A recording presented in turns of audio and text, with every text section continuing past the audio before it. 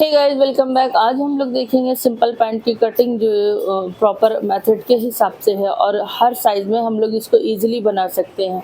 अभी हम लोग को थोड़ा सा लूज़ पैंट चाहिए और मेरे पास साइज़ उसको ऑलरेडी अवेलेबल है, तो मैं इसका साइज़ और फॉर्मूला के हिसाब से आपको इसकी कटिंग शेयर करती हूँ। चलिए देखते हैं। लेंथ रहेगी 36, वेस्ट है 40, थाइज है 22, नीज है 19 और बॉटम 7.5 यानी पूरा राउंड 15 इंच हम लोगों को चाहिए। तो मैं इस साइज़ के अकॉर्डिंग आपको इसका सबसे पहले ड्रॉ करके दिखाती हूँ किस तरीके से ये बनेगा। सबसे पहले एक स्ट्रेट लाइन ड्रॉ करनी है, 2.5 इंच के गैप पे फिर से वापस एक स्ट्रेट लाइन ड्रॉ करनी है और लेंथ में भी स्ट्रेट लाइन ड्रॉ करनी है। ये सारे स्ट्रेट लाइंस को ड्रॉ कर लेना है। मैंने 4 फोल्ड फैब्रिक रखा है और खुली वाली साइड अपनी तरफ रखा है क्योंकि मैंने बैक और फ्रंट को एक साथ ड्रॉ करना है और मैंने 36 लेंथ के साथ ड्रॉ करना है। मैंने टेप को सेकेंड वाली लाइन से 1.25 टेप को ऊपर रखा है क्योंकि बेल्ट भी मुझे मार्जिन का माइनस करना था और फिर ये सारे लाइंस को एक साथ मिला देना है बिल्कुल सीधा इस तरह से। और अब मार्जिन के लिए फोल्डिंग के लिए भी हम लोगों को 2.5 इंच का एक मार्जिन देना पड़ेगा इस तरह से। और ये लोअर वेस्ट साइज़ है जो 20 है, तो 20 का 4th हिस्सा है। मैंने चौथा हिस्सा लिया है इस तरह से। मार्जिन 1 इंच ऐड किया है उसमें और 1 इंच मैंने डार्ट के लिए और क्रॉच के लिए भी मैंने हिप का चौथा हिस्सा ले करके उसमें 2.5 या 3 इंच आपको प्लस कर देना है और इस तरह से स्ट्रेट लाइन ड्रॉ करके शेप दे देना है।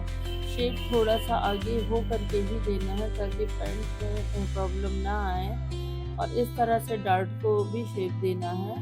और ये सारे लाइंस को फिर वापस बॉटम को चेक करना है। बॉटम जितना भी आपको चाहिए उसका सेंटर मार्क करके हम लोगों को बॉटम निकालना है। यहाँ बॉटम मुझे 7.5 चाहिए तो मैंने इसको 3.75 को आधा आधा कर दिया है और एक स्ट्रेट लाइन फिर से ड्रॉ करिए 1/2 इंच डाउन करके और मार्जिन में भी 1/2 इंच डाउन करके मैंने लाइन को ड्रॉ किया है।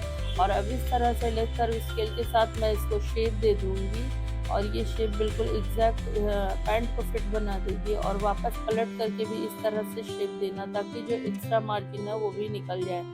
और इस तरह से अपोजिट डायरेक्शन में भी इस तरह से शेप देना है और मार्जिन को थोड़ा सा आधा इंच बढ़ा करके शेप दे देना है। और अभी इस पैंट को इस तरह से कंप्लीट हो जाएगी। मैं साथ ही साथ बैक को भी ड्रॉ करूँगी और 2.5 इंच ऐड करके मैं एक स्ट्रेट लाइन ड्रॉ करूँगी क्रॉच एरिए पर।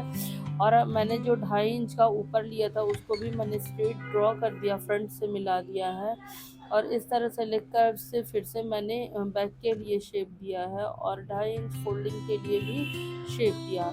अब मैं इसको कट कर रही हूँ बिल्कुल इस तरह से।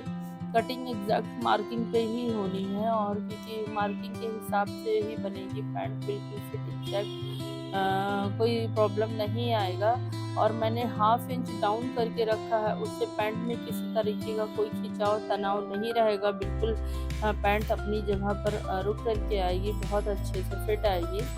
और इस तरह से मैं 2 पार्ट, यहाँ 4 फोल्ड है मैंने आपको पहले ही बताया, तो ये 2 पार्ट्स को मैं इस तरह से सबसे पहले मैं दोनों पार्ट को अलग कर लूँगी। बैक और फ्रंट दोनों को ही मैं पूरा कपड़े से सेपरेट कर लूँगी।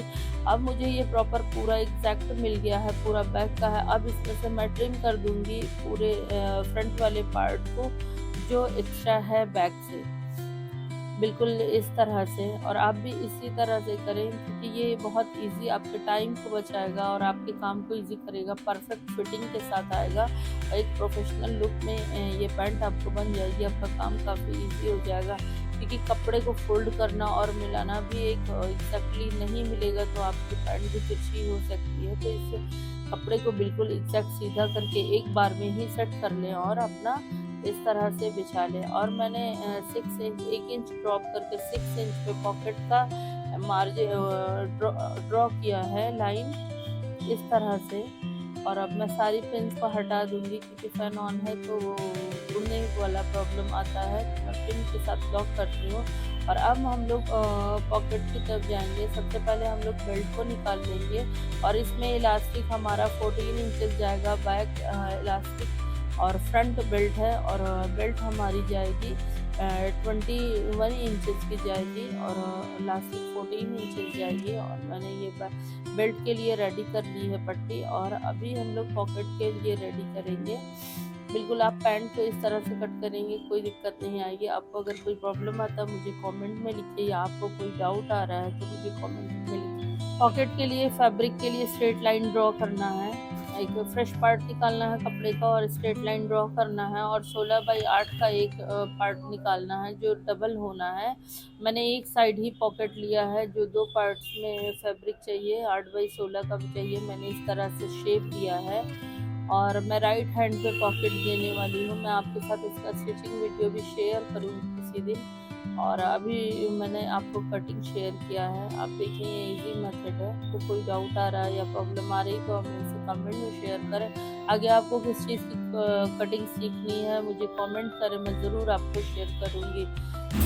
आप देखिए जैसे कि मैंने इस पैंट को बनाया है और पैंट अभी रेडी हो चुकी है। मैंने इसका कटिंग आपके साथ शेयर किया था और ये वही पैंट है और मैंने इसको इस तरह से डिटेल किया है। इसके पोंचों में इस तरह से डिज़ाइन दिया है, बीड्स छोटी सी क्यूट सी वो है, शटल लेस के साथ दिया है क्योंकि कुर्ते पे भी सेम यही लेस का काम है। और मैंने इसमें बैक इलास्टिक इस तरह से और फ्रंट बेल्ट दिया है। अगर फिनिशिंग की बात करेंगे तो आप देखेंगे कितना फिनिश होकर के आया है और बहुत एडजस्टेबल है। और फ्रंट भी देखें आप फिनिशिंग, और इसमें से किसी तरह का कोई खिंचाव नहीं आने वाला है।